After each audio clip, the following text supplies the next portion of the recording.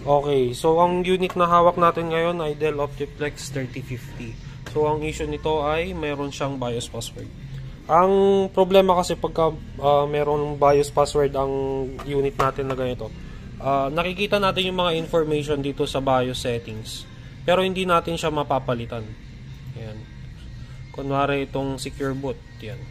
Try natin siya. Yan, naka grayscale lang yan, hindi natin yan mapapalitan. So para matanggal natin to, ang gagawin natin ay buksan natin yung unit natin. Ito. Dapat naka-on lang yan. Naka-on lang siya. Tapos dito sa banda rito sa board, merong pin yan. So ang gagawin natin, iangat lang natin. Tapos i-short natin yung nandun sa pinakadulo sa taas. Yan. Pagka sinort natin yan, mamamatay yung unit natin.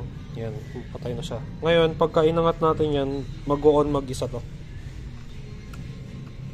Yan. Tapos antayin lang natin siya mag-load. Medyo matagal-tagal to, mga 30 seconds. Magre-restart to ng dalawang, mamamatay to ng dalawang beses. Tapos yan. Antayin natin.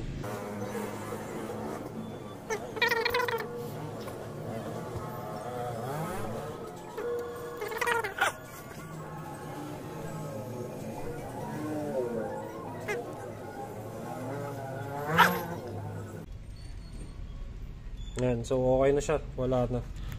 So yun lang. Tapos itong jumper na to, ibabalik natin siya kung saan siya nakalagay kanina, doon sa gitna. Doon. Okay?